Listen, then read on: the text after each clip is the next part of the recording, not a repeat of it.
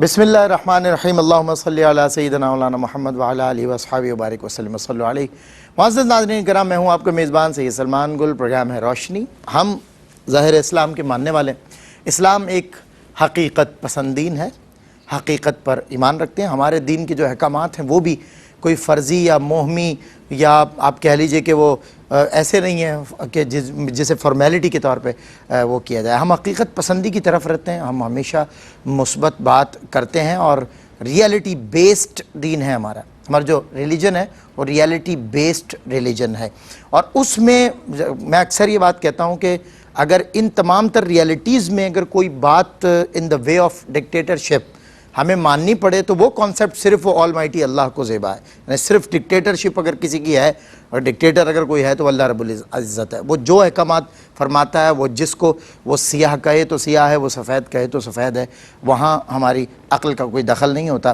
لیکن اس کے علاوہ بات جب میں آج موضوع ہے ہمارا توہم، تو یہ جو توہم ہے، توہم پرستی ہے، اسلام اس کا رد کرتا ہے.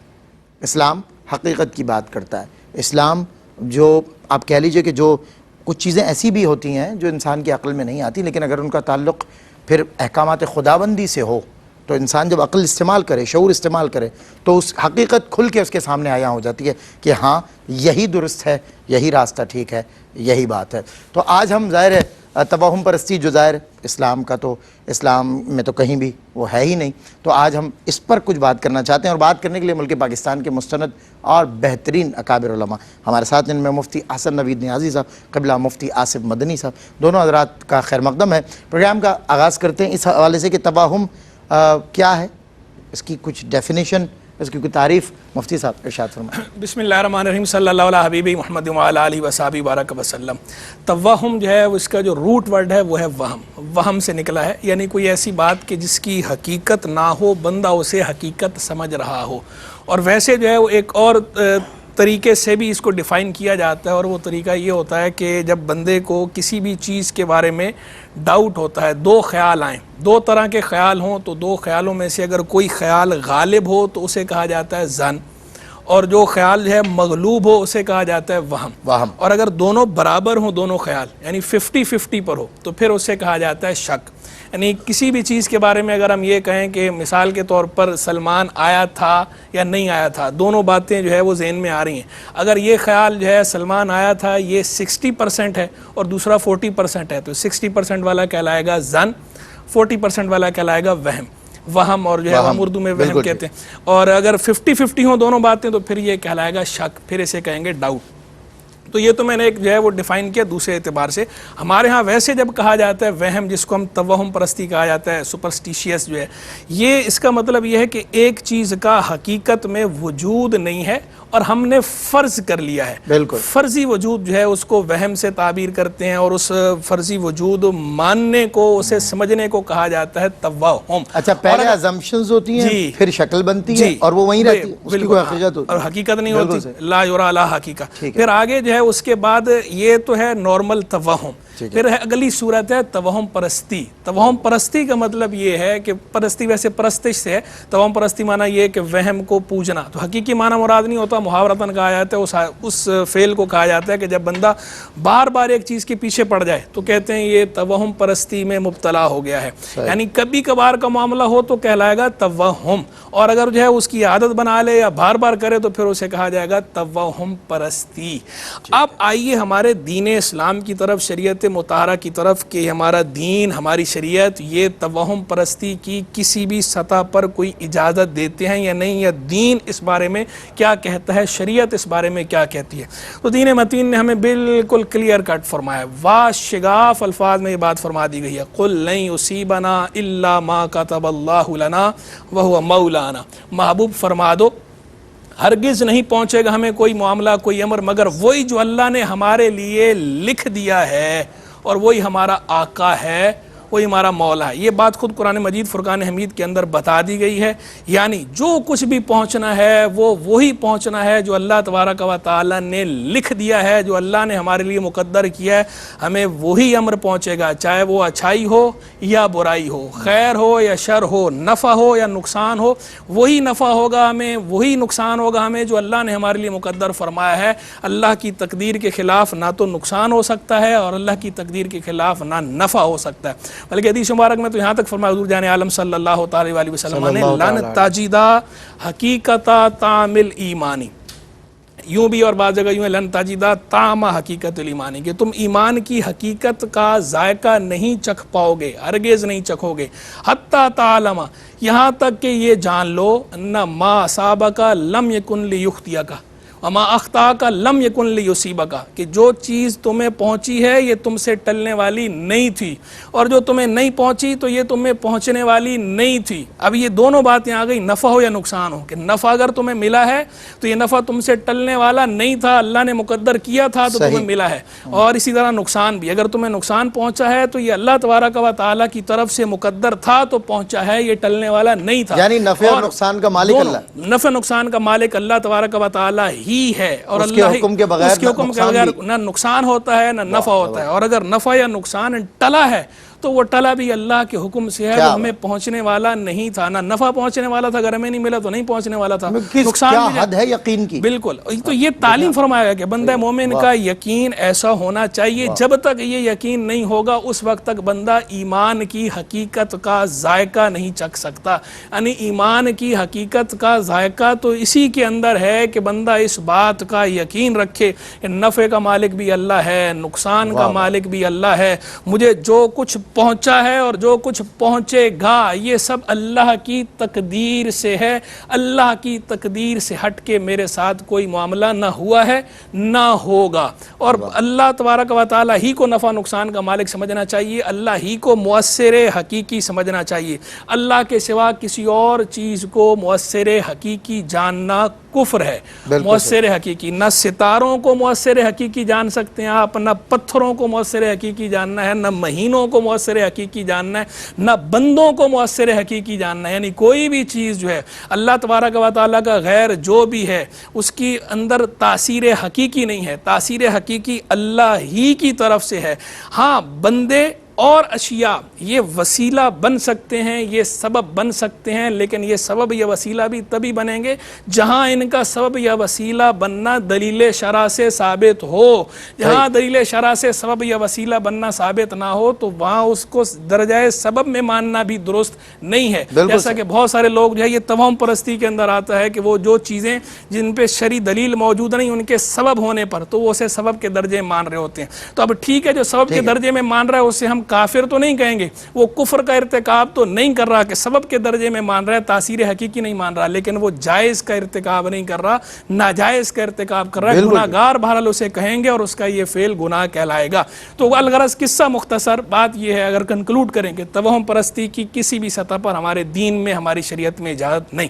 کیا بات ہے. مطلب بندہ مومن یقین کی کس منزل پر ہوتا ہے کہ مطلب اس کی زندگی میں کوئی بھی نقصان آئے یا کوئی کمی واقع ہو جائے تو تب بھی وہ اپنے رب سے راضی رہتا ہے, کیونکہ اسے یہ اطمینان ہوتا ہے کہ یہ نقصان بھی اللہ کے حکم سے, اللہ کے اذن سے میری زندگی میں آیا, میری تقدیر میں ہے, اور نفع ہو تو بھی. یعنی یقین اور حقیقت کی کس منزل کا نام ہے یہ اسلام. آج ہم اسی پہ بات کر رہے ہیں. توہم کے جو ریزننگز ہیں, اس کے جو اسباب ہیں وہ کیا ہیں, میں مفتی صاحب سے جاننا چاہتا ہوں. اعوذ باللہ من الشیطان الرجیم, بسم اللہ الرحمن الرحیم. خالق کائنات نے یہ پوری کائنات جو تخلیق فرمائی ہے, اس میں جس نوع کی چیزیں پیدا فرمائی ہیں, جمادات ہیں, حیوانات ہیں, نباتات ہیں, انسان ہیں, ملائکہ ہیں, تو یہ جو پورا اتنا بڑا نظام اللہ تعالیٰ نے تخلیق فرمایا ہے, یہ پورا کا پورا نظام اللہ تبارک و تعالیٰ کے کمال پر دلیل ہے. اور کسی بھی چیز کو اللہ تعالیٰ نے ہر ایک شے کو اپنے کمال کی دلیل فرمایا ہے. اور کسی شاعر نے کہا کہ فی کل شیء لہ آیۃ تدل علی انہ واحد, کہ ہر ایک شے میں ایک نشانی ہے کہ جو یہ بتا رہی ہے کہ وہ خالق واحد ہے اور یکتا ہے. تو یہ پوری کائنات جو ہے وہ بڑی حسین و جمیل ہے, اور اپنے اندر اللہ تبارک و تعالیٰ کی معرفت کے ہزارہ اسباب لیے ہوئے ہے.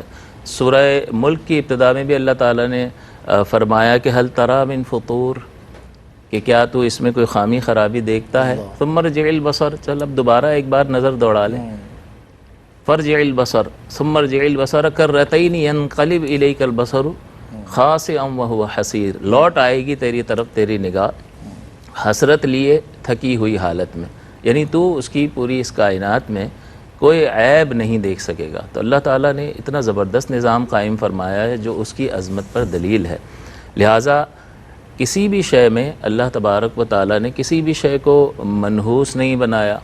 ہاں یہ ضرور ہے کہ اللہ تبارک و تعالیٰ مؤثر حقیقی ہے، جیسا کہ قبلہ مفتی صاحب نے فرمایا، اور چند اس کی معرفت، توہم کی معرفت کے سلسلے میں چند اسباب بھی بیان فرمائے۔ تو اللہ تعالیٰ نے سبب اور مسبب کا تعلق تو جوڑا ہے کہ زہر کھاؤ گے مر جاؤ گے، دوا پیو گے تو شفا حاصل ہوگی، کھانا کھاؤ گے پیٹ بھر جائے گا، پانی پیو گے پیاس بجھ جائے گی، تو سبب اور مسبب کا تعلق تو اللہ تعالیٰ نے قائم فرمایا ہے، لیکن یہ اللہ کے قائم کرنے سے ہے یہ سارا تعلق۔ اب جس چیز کے بارے میں اللہ تعالیٰ بیان فرما دے اسی تعلق کو، یعنی علم ہی کی بنیاد پر یہ سارا پروسیس، ڈیو پروسیس اختیار کیا جائے گا، اور علم ہی کی بنیاد پر اور شرعی تعلیم کی بنیاد پر عقائد کو اختیار کیا جائے گا کہ کون کس چیز کو مؤثر کس سلسلے میں اللہ تعالیٰ نے بنایا ہے اور کس سلسلے میں نہیں بنایا ہے۔ اس کا مطلب یہ ہوا کہ جب ہم اللہ تعالیٰ کی طرف اس بات کو منسوب کر رہے ہیں تو اس کا معنی یہ ہے کہ ہمیں ضرور بالضرور شرعی تعلیم کی طرف رجوع کرنا ہوگا اس سلسلے میں۔ اللہ اکبر۔ مفتی صاحب یہیں ایک بریک، اور یہیں سے جس طرح آپ نے فرمایا کہ ضرور بالضرور ہمیں شرعی تعلیم کی طرف ظاہر رجوع کرنا پڑے گا، اور اسی سے ظاہر فیض لے کر اسی کو سمجھ کر ہمیں راستہ اختیار کرنا پڑے گا اور آگے بڑھنا پڑے گا۔ بریک کے بعد انشاءاللہ ہوتی ہے آپ سے ملاقات۔ جی خوش آمدید ناظرین، خیر مقدم ہے آپ کا۔ یہ ہماری آپ کی خوش بختی ہوتی ہے کہ وقت کے ایسے علماء، مستند علماء ہمارے ساتھ ہوتے ہیں، اور ہم کسی بھی موضوع پر سیر حاصل جو ہے روشنی حاصل کر لیتے ہیں اور دوسروں کو بھی پھر وہ روشنی پہنچا سکتے ہیں۔ تو بطور طالب علم میں بھی آج نشست کا حصہ ہوں، اور آپ بھی۔ بات توہم کے موضوع پر ہو رہی ہے، اس کے اسباب، اس کی علت کیا ہوتی ہے، اس پر بات ہو رہی تھی مفتی آصف مدنی صاحب سے۔ جی حضرت۔ جی میں نے عرض کیا کہ مؤثر حقیقی اللہ تعالیٰ کی ذات اقدس ہے۔ اب یہ جو توہمات کا سلسلہ جو پوری دنیا میں جاری و ساری ہے، اور مسلمانوں میں بھی یہ بدعت در آئی ہے، تو اس کی ابتدا تو کفار ہی سے ہے کہ ابتداً جو یہ سفر کے مہینے سے متعلق ہی اگر آپ دیکھ لیں تو محرم تک یہ ایسے مہینے تھے کہ جن میں جنگ نہیں کی جاتی تھی، اور سفر وہ مہینہ تھا کہ جن میں جنگ وغیرہ ہی شروع کر دی جاتی تھی۔ تو اس اعتبار سے یہ کہا جاتا تھا کہ یہ منحوس مہینہ ہے، معاذ اللہ۔ ان کے نزدیک یہ تصور قائم تھا، اور اسی کو انہوں نے رواج دیا، اور یہ چیز پھر پھیل گئی اور لوگوں میں عام ہو گئی، لہٰذا اس کو لوگ جو ہے اچھا کیا عجیب سی بات ہے مفتی صاحب کہ اغیار ہم سے ہماری پازیٹیو چیزیں اڈیپٹ کریں اور ہم اغیار کی نیگیٹو چیزیں اڈیپٹ کر کے بیٹھے ہیں۔ یہ اصل میں اس کا بنیادی سبب جو پہلا سبب تو یہی ہے کہ کفار سے ہی ہم نے لے لیا، اور دوسرا یہ کہ ہم نے اڈاپٹ اس لیے کر لیا کہ ہمارے پاس دین کی تعلیم ہے ہی نہیں، یعنی ہماری ترجیحات میں اگر دین ہو تو ابتداً بہت ساری معلومات ہمارے ذہن میں ہوں جو درست معلومات ہوں، پھر اگر کوئی غلط معلومات ہم تک پہنچتی ہے تو پھر ہم اسے کاؤنٹر کر سکتے ہیں، اس کا جواب دے سکتے ہیں، دفاع کر سکتے ہیں، لیکن پہلے سے خالی ذہن ہو تو پھر سامنے والے کی بیان کردہ بات کو انسان اختیار کر لیتا ہے اور اس کے مطابق اس کا اعتقاد ہو جاتا ہے۔ تو یہی چیز جو ہے اصل سبب ہے، ایک تو یہ کہ کفار سے ان چیزوں کا اور ان کے ساتھ راہ و رسم ہونا، رہنا، ملنا جلنا، یہ ساری چیزیں جو ہیں اس کا سبب، اور دوسرا یہ کہ کم علمی اور دین سے دوری جو ہے اس کا بنیادی سبب ہے، جس کی وجہ سے، اور رحمت ہماری شریعت کی تعلیم تو یہ ہے کہ حضور نے فرمایا کہ جب بھی تمہیں کوئی گمان بد ہو تو تم اس کام کو کر گزرو، فمدو، فرمایا کہ اسے کر گزرو، پرواہ نہ کرو، یعنی کالی بلی راستہ کاٹ گئی، جیسا کہ ابھی آپ نے ذکر کیا، تو کالی بلی اگر راستہ کاٹ گئی ہے اس کو اگر مؤثر مانیں گے تو یہ پھر انسان کی ایمان کی کمزوری ہے۔ نبی کریم صلی اللہ علیہ وسلم نے فرمایا کہ سب لوگ اگر جمع ہو جائیں کہ تمہیں نفع پہنچا دیں تو نہیں پہنچا سکتے مگر وہی جو اللہ نے لکھ دیا، اسی طرح تمام لوگ جمع ہو جائیں کہ تمہیں فائدہ پہنچا دیں تو نہیں پہنچا سکتے مگر وہ جو اللہ تعالیٰ نے لکھ دیا۔ اس کا مطلب یہ ہے کہ ساری افرادی قوت جمع کر لیں، وہ افرادی قوت اپنے تمام تر اسباب کو بھی جمع کر لے، اس کے باوجود ان کی چاہت پوری نہیں ہو سکتی تاوقت یہ کہ ان کی چاہت اس کے موافق نہ ہو جائے جو اللہ تعالیٰ نے ہمارے لیے لکھ دیا ہے۔ اس کا مطلب یہ ہوا کہ اللہ تبارک و تعالیٰ ہی کا لکھ دینا اصل ہے، اور اسی کے موافق ہمیں عقیدہ اختیار کرنا چاہیے۔ تو دین سے دوری اور علماء کی صحبت سے دوری اور یہ ایسے لوگوں میں اٹھنا بیٹھنا کہ جو اس طرح کے توہمات کا شکار ہیں، ان لوگوں کی صحبت جو ہے یہ بنیادی سبب بنتی ہے، جس کی بنیاد پر پھر ہم چیزیں اختیار کر لیتے ہیں اور پھر وہ رائج ہو جاتی ہیں۔ اور مزید ایک بات یہ بھی کہ حضور نے فرمایا کہ مجھ پر جھوٹ باندھنا کسی عام آدمی پر جھوٹ باندھنے جیسا نہیں ہے، اللہ اکبر، اس لیے کہ میں تو شارع ہوں، میری طرف اگر کوئی چیز منسوب کرو گے کہ حضور نے یہ فرمایا ہے، اور اگر لوگوں تک وہ بات پہنچی تو لوگ اس سے مسائل اخذ کر کے اس کو دین کا حصہ بنا لیں گے اور سمجھیں گے، اور سمجھنا بھی چاہیے کہ حضور شارع ہیں۔ اسی لیے حضور فرمایا کہ جس نے مجھ پر جان بوجھ کر جھوٹ باندھا وہ اپنا ٹھکانہ آگ میں بنا لے۔ تو اس اعتبار سے بھی مسلمان کو خاص طور پر جب وہ کوئی ایسی بات سنے، کوئی بھی بات سنے، بجائے اس کے کہ اس کو شیئر کر دیں، لوگوں تک پہنچا دیں، علماء سے رابطہ کر کے اس کی تصحیح کرنی چاہیے کہ واقعتاً یہ ہماری شریعت کا حصہ ہے بھی یا نہیں ہے۔ جب واضح بات ہو جائے اور شریعت اس کا مطالبہ کر رہی ہو تو اس کو اختیار کرنے میں کوئی قباحت نہیں۔ بہت خوب مفتی صاحب، اور یہ بڑے سے بڑا نقصان جس طرح میں کہہ رہا تھا، بندہ بالکل واش آؤٹ کر لے اپنا مائنڈ، بولے بھائی جو کچھ بھی ہے یہ میرے رب کی طرف سے ہے، کوئی بھی آگے کچھ بھی کہتا ہے بہکے گا نہیں، وہ کہے گا یہ میرے اللہ تعالیٰ نے میرے مقدر میں لکھا تھا، کوئی اس کا سبب نہیں ہو سکتا، یہ سب باتیں باہر کی ہیں، یہ جو نقصان ہے اللہ کی طرف سے ہوا ہے، یہ جو نفع میرے پاس آتا ہے یہ رب کی طرف سے آتا ہے۔ قبلہ یہ جو توہمات کا معاملہ ہے اس کے ظاہر منفی نتائج بھی اور دنیاوی نقصانات بھی ہوتے ہیں، کس طرح اس کو دیکھیں؟ توہم پرستی کا اخروی نقصان تو جو ہے وہ تو اپنی جگہ ہے، لیکن جو بھی حکم دیکھیں آپ شریعت مطہرہ کا، اللہ اور اللہ کے رسول علیہ السلام کا جو بھی حکم ہوتا ہے وہ حکمت سے خالی نہیں ہوتا۔ وہ کسی چیز سے منع کرتے ہیں اس کا اخروی نقصان تو ہوتا ہی ہوتا ہے، لیکن یہ بھی طے ہے کہ اس کا دنیاوی نقصان بھی ہوتا ہی ہوتا ہے، چاہے بندے کو ظاہری طور پر اس کے نقصان کی نوعیت سمجھ میں آئے یا نہ آئے، لیکن نقصان ہو رہا ہوتا ہے۔ اور بالخصوص وہ آدمی کہ جو بندہ جو ہے وہ اللہ اور اللہ کے رسول علیہ السلام کی باتوں پر یقین رکھنے والا، ایمان رکھنے والا ہے، اعتقاد رکھنے والا ہے، حسن اعتقاد والا، وہ جب بھی کوئی نقصان ہو اگر غور کرے گا اپنے معاملے کے اندر تو اسے ضرور نظر آئے گا کہ کہیں نہ کہیں اس نے کسی شرعی حکم کے اندر جو کوتاہی کی ہے، اس کوتاہی کا وہ اثر دنیاوی نقصان کی صورت میں سامنے آیا ہے۔ تو دنیاوی نقصان کی صورت میں بھی سامنے آتا ہی آتا ہے کوئی بھی حکم، اور پھر بالخصوص وہ احکام کے جن کا تعلق نظریے کے ساتھ ہے، جن کا تعلق تھیوری کے ساتھ ہے، اعتقاد کے ساتھ ہے، فیتھ اور بلیف کے ساتھ ہے، ان کے اندر تو اور زیادہ چیزیں سامنے آتی ہیں کہ دیکھیں ایک بندہ ہے وہ اگر بار بار جو ہے وہ توہمات پالتا رہے گا تو توہمات پالنے کے نتیجے میں وہ صحیح فیصلہ کر ہی نہیں پائے گا۔ جو ڈیسیژن پاور ہے، قوت فیصلہ، یہ متاثر ہوتی ہے، قوت فیصلہ بہت زیادہ متاثر ہوتی ہے توہم پرستی کی وجہ سے۔ کوئی بندہ اگر جو اس کا مائنڈ کلیئر ہی نہیں ہے اور بار بار تھوڑی تھوڑی چھوٹی چھوٹی چیزوں کے اوپر اگر جو ہے وہ وہم پالتا ہے اور وہم کا شکار ہوتا ہے تو اس توہم پرستی کے نتیجے میں وہ قوت فیصلہ اس کی جو ہے وہ کم ہو جاتی ہے، کمزور ہو جاتی ہے۔ اب جب ڈیسیژن پاور، بالکل جب ڈیسیژن پاور ہی اس کی آہستہ آہستہ ریڈیوس ہو کے پھر ختم ہی ہو جانی ہے، جب وہ اس نے ختم ہو جانا تو صحیح فیصلہ کیسے کرے گا؟ جب صحیح فیصلہ نہیں کرے گا تو یہ دنیا تو جو ہے وہ ایفرٹ کے مطابق ہے نا، دنیا عالم میں اسباب ہے، اس کے اندر جو اسباب آپ نے اختیار کرنے ان اسباب کے ان ایکشنز کے مطابق آگے ریزلٹس آنے، جب صحیح فیصلہ نہیں کریں گے تو آپ نتیجہ بھی صحیح نہیں نکلنا۔ بالکل ٹھیک ہے، میں مفتی صاحب انشاءاللہ اس کو کمپلیٹ کرتے ہیں اس وقفے کے بعد۔ جو کوئک ڈیسیجن میکرز ہوتے ہیں ان کا بلیف بڑا اسٹرانگ ہوتا ہے، اور جن کا بلیف اسٹرانگ ہوتا ہے وہ ڈیسیجن پاور بھی ان کی بڑی اسٹرانگ ہوتی ہے۔ بڑی اچھی بات آپ نے کی، میرے دل میں تھی کہ ظاہر انسان وہ ڈیسیجن ہی نہیں لے پاتا جو ان چکروں میں ہو کہ یار مطلب وہم میں ہو، یہ کام فلاں کی وجہ سے ہو گیا، یہ یوں ہوا ہے، یہ وہ۔ ایک بندے کا بلیف ہی جب اللہ پر ہے اور جب اس کے اندر ہی اللہ ہے تو پھر ظاہر ہے اس کو ڈیسیجن لینے میں کوئی کبھی قباحت نہیں، اسے پتہ ہے نقصان ہوا بھی تو وہ رب کی جانب سے ہوگا۔ تو بہرحال بریک کے بعد ہوتی ہے آپ سے ملاقات۔ جی خوش آمدید ناظرین، خیر مقدم ہے آپ کا ایک مرتبہ پھر پروگرام روشنی میں۔ موضوع ہے توہم، بات کر رہے تھے اس پر، اس کے منفی نتائج اور اس کے نقصانات کیا ہیں، مفتی حسن نوید نیازی صاحب سے۔ جی قبلہ۔ تو میں گزارش کر رہا تھا کہ اس سے ایک نقصان تو بڑا نقصان یہ سامنے آتا ہے کہ جو بندے کی قوت فیصلہ ہے وہ کمزور ہو جاتی ہے، اور جو بہت زیادہ وہم پال لیتا ہے پھر آہستہ آہستہ یہ قوت ختم ہی ہو جاتی ہے۔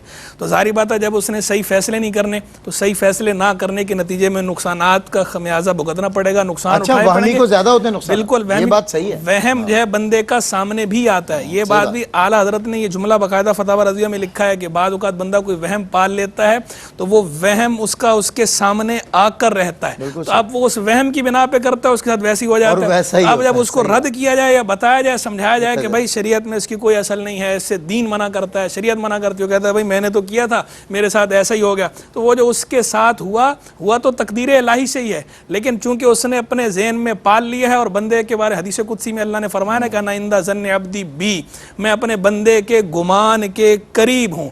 اب جب بندہ اچھا گمان رکھتا ہے فرمایا فالو، وہ بھی اسی کے لیے، وَإِن ظَنَّ الشَّرَّ فَلَهُ، اگر برا گمان رکھے تو وہ بھی اسی کے لیے، یعنی نفع نقصان جو ہے وہ سراسر جو ہے وہ اس کا اللہ تبارک و تعالیٰ کی ذات سے تعلق نہیں، نفع اچھا گمان اللہ سے رکھے گا تو اس کا نفع یہ باذن اللہ پائے گا، اور اگر یہ اللہ سے برا گمان رکھے گا تو وہ برا گمان اس کے سامنے تو آئے گا، جب حدیث قدسی کے اندر فرما دیا گیا تو وہ سامنے آتا ہے، بندے کا وہم سامنے آتا ہے، تو اس لیے وہم سے بچنا چاہیے۔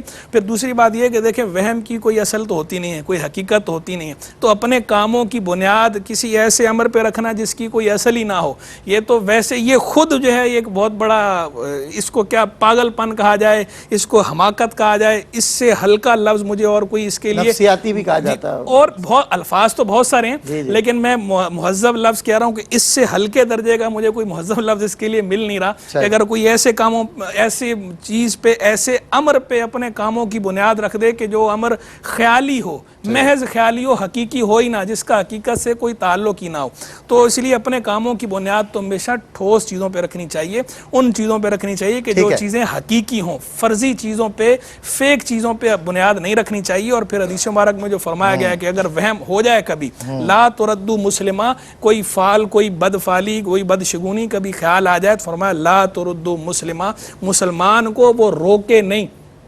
فعال اگر کہیں مذکر سے تو لا یردو مسلمہ، کہ مسلمان کو وہ کام کرنے سے روکے نہیں، اور مسلمان کو اگر کوئی ناپسندیدہ چیز پہنچ جائے، کوئی بری چیز پہنچ جائے تو وہ کیا کہے، وہ اللہ کے حضور یہ کہے اللہم لا یاتی بالحسنات الا انت ولا یدفع السیئات الا انت ولا حول ولا قوت الا بک، اے اللہ بھلائی نہیں آتی مگر تیری ہی طرف سے، اور برائی نہیں دور کرتا مگر تو ہی، اور نیکی کرنے کی طاقت اور گناہ سے بچنے کی قوت تیری ہی طرف سے ہے۔ یہ کلمات حدیث مبارک میں تعلیم فرمایا گیا کہ جب مسلمان کو کوئی بری چیز پہنچے تو وہ یہ کلمات کہے۔ اب دیکھیں زبان رسالت مآب علیہ السلام سے جو یہ تعلیم ہے، اس کی حکمت دیکھیں کہ سرکار علیہ السلام شارع ہیں نا، بندہ مومن کو یہ تعلیم فرمایا، اس کی ایک حکمت یہ ہے کہ جب بندہ یہ کلمات کہے گا نا، اس کے دل کو تسلی ہو جائے گی کہ یہ اللہ ہی کی طرف سے تھا، یعنی یہ دعا کی دعا ہے، تعلیم اس کے اندر دل کی تسلی بھی ہے کہ تکلیف پہنچنے کی وجہ سے بندہ کوئی وہم کر سکتا تھا، یا بندے کو لگ رہا ہے کہ مجھے تکلیف پہنچ گئی ہے، مجھے یہ مصیبت ہو گئی، یہ ہو گئی، یہ کلمات کہہ لے، جب یہ کلمات کہے گا دل کو بھی تسلی ہو جائے گی کہ یار اللہ ہی کی طرف سے ہے، اچھائی بھی اللہ کی طرف سے ہے، اطمینان قلب۔ تو یہ سرکار علیہ السلام کی جو تعلیم ہے، یہ حکمت در حکمت در حکمت در حکمت، یعنی اس کے اندر حکمتوں کا گنجینہ ہے، کتنی اس کے اندر حکمتیں ہیں کہ بندے کو اطمینان بھی نصیب ہو جاتا ہے، قلب میں توحید بھی راسخ ہو جاتی ہے، اور اللہ تبارک و تعالیٰ سے جو لو ہے کہ دیکھیں اچھائی ہو یا برائی ہو، لو کس سے لگانی ہے، یہ ڈائیورٹ کیا جا رہا ہے کہ اس مصیبت سے وہ ڈائیورٹ ہو جائے کس طرف، اللہ کے ذکر کی طرف، اور توجہ باللہ، اللہ کے ساتھ جو تعلق باللہ ہے، اللہ کے ساتھ جو تعلق ہے اسے مضبوط کرے۔ تو یہ وہم کے بہرحال بہت سارے نقصانات ہیں، ان سارے نقصانات سے بچنے کے لیے بندہ جو ہے توہم پرستی کو ذہن کے کسی گوشے میں بھی جگہ نہ دے، اس کو بالکل ذہن سے جھٹک دے، اور اس بات پہ پکا ایمان رکھے جو میں نے شروع میں آیت کریمہ تلاوت کی، قُلْ لَن يُصِيبَنَا إِلَّا مَا كَتَبَ اللَّهُ لَنَا هُوَ مَوْلَانَا وَعَلَى اللَّهِ فَلْيَتَوَكَّلِ الْمُؤْمِنُونَ۔ بہت خوب، اور ظاہر ہے آپ جب اس کی پازیٹیو، اس کی جو سائیڈ ہے وہ دکھاتے، پازیٹیو فیس دکھاتے کہ اگر ہم توہم سے بچیں گے تو ہمیں کیا نصیب ہوگا، تیقن، ہمیں کیا نصیب ہوگا، ایمان کی مضبوطی، ہمیں کیا نصیب ہوگا، ظاہر اطمینان قلب، یعنی بے شمار فائدہ۔ اور پھر آپ نے تو فرمایا حکمت در حکمت در حکمت، رسول اللہ صلی اللہ علیہ وسلم کے اقوال میں حکمتیں ہی حکمتیں ہیں، فوائد ہی فوائد ہیں، اور اس کے نتائج میں دنیا بھی ہے روشن، آخرت بھی آپ کو روشن ملے گی۔ میں مفتی آصف مدنی صاحب قبلہ تشریف فرمائیں، حضرت ایک تو ہے توہم، اور ایک ہے مومن کے دل میں جمنے والی بات ظن غالب جسے کہا جاتا ہے۔ آغاز میں سرنامے میں ابتدائی جو ہے سرسری طور پہ اس کی بات بھی ہوئی، تو ان دونوں میں فرق کیا ہے، ہم ان کو کیسے ڈیفرینشیٹ کرتے ہیں؟ دیکھیں پہلا فرق تو یہی ہے کہ اگر اس کو ٹیکنیکل اور تعریف کی بنیاد پر دیکھا جائے تو مفتی صاحب نے ابتدا میں توہم کی معرفت اور تعریف بیان کرتے ہوئے ذکر کر دیا کہ اگر کسی بھی بات کی جانب مخالف بالکل معدوم ہو تو اس کو یقین کہتے ہیں. صحیح. اللہ ایک ہے، اس کی جانب مخالف اللہ ایک نہیں ہے معاذ اللہ، وہ زیرو ہے، بالکل. اور اللہ ایک ہے 100% ہے، لہٰذا یہ یقین کہلائے گا. بالکل صحیح. اور جہاں جانب مخالف شروع ہو جائے گی تو وہ 100% سے نیچے آنا شروع ہو جائے گی. اگر جانب مخالف 10% آ گئی تو وہ 90 پہ آ جائے گا، 100 سے بالکل صحیح. کم ہونا شروع ہو جائے گا. تو اس طرف والی جانب جیسے بڑھتی رہے گی وہ جانب نیچے آتی رہے گی. تو اب اگر 40 اور 60 ہے یا 30 اور 70 ہے، یعنی ایک جانب غالب ہے اور دوسری جانب مغلوب ہے، تو مغلوب والی جانب کہلائے گی وہم، اور غالب جانب جو ہے وہ ظن غالب کہلائے گی. اور برابر ہو جائیں تو اس کو شک سے تعبیر کیا جاتا ہے. تو ایک تو یہ ٹیکنیکل فرق ہے کہ جب کسی چیز کی جانب مخالف جو ہے وہ مغلوب ہو تو اس کو وہم کہتے ہیں، اور غالب صورت جو ہے اس کو ظن غالب کہا جاتا ہے. ویسے ایک فرق تو یہ ہے. دوسرا فرق یہ ہے کہ شریعت مطہرہ ہمیں اس بات کا حکم دیتی ہے کہ ہم یقین کے پیچھے چلیں، ہم یقین کو مانیں اور یقین ہی کی پیروی کریں. صحیح. لیکن جہاں پر ہمیں کسی شے کے بارے میں یقین حاصل نہ ہو سکے تو ہم کیا کریں؟ تو پھر اللہ تعالیٰ ہر جان پر اتنا ہی بوجھ ڈالتا ہے، اتنا ہی مکلف فرماتا ہے کہ جتنا اس کی طاقت میں. لا یکلف اللہ الی آخر الآیہ، کہ اللہ تعالیٰ کسی بھی جان کو اس کی طاقت سے زیادہ مکلف نہیں فرماتا ہے. اب کوئی شخص سفر پر نکلا ہے، اسے کوئی آثار قبلے کے معلوم ہی نہیں ہوتے، نماز پڑھنی ہے، کیا کرے؟ اب اسے یہ نہیں کہا جائے گا کہ کچھ بھی ہو تمہیں قبلہ معلوم کرنا ہے اور اسی طرف پڑھنا ہے ورنہ تمہاری خیر نہیں ہے. یہ معقول حکم نہیں ہے. اب وہ کیا کرے؟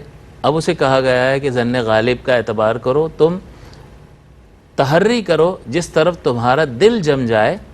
تو اس کا مطلب یہ کہ دل جمے گا، اس کا مطلب اگر میرا دل جم رہا ہے کہ اس طرف قبلہ ہے تو اس کا مطلب دوسری سمت جو ہے وہ وہم ہے، وہ اس سے کم درجے میں ہے، تو بس تم ظن غالب کو فالو کرو. تو دوسرا فرق یہ ہے کہ وہم کی شریعت مخالفت کرتی ہے، اس کی پیروی سے روکتی ہے، اس کی مذمت کرتی ہے، اس کی تاثیر کی بالکلیہ نفی کرتی ہے، اور ظن غالب کی پیروی کرنے کا حکم دیتی ہے. اور ظن غالب جو ہے بغیر کسی وجہ کے حاصل نہیں ہوتا، اس کا خارج میں کوئی نہ کوئی وجہ اور قرینہ موجود ہوتا ہے. ایک عورت کو کسی شخص نے آ کر کہا کہ تمہارے شوہر نے تمہیں طلاق دے دی اور شوہر موجود نہیں ہے، یہاں نہ اس سے رابطہ ہو سکتا ہے. تو اب یہ عورت کیا کرے؟ تو اب عورت اگر اس کے ظن پر غالب یہ آتا ہے کہ یہ سچ کہہ رہا ہوگا یا نہیں، تو وہ کوئی قرینہ اگر اسے مل جائے کہ شوہر بار بار دھمکیاں دیتا تھا، طلاق دے دوں گا، یہ کر دوں گا، فلاں کر دوں گا، تو یہ سچویشن بنی ہوئی تھی، لہٰذا اسے یہ یقین آ رہا ہے اس پر، یعنی ظن غالب ہو رہا ہے کہ یہ سچ کہہ رہا ہوگا، تو اس پر اعتبار کرتے ہوئے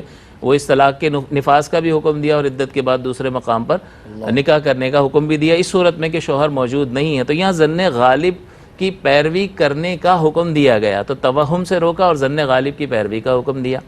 تو اس لیے اس کا مطلب یہ ہوا کہ ظن غالب جو ہے وہ شریعت کو محبوب اور مطلوب ہے.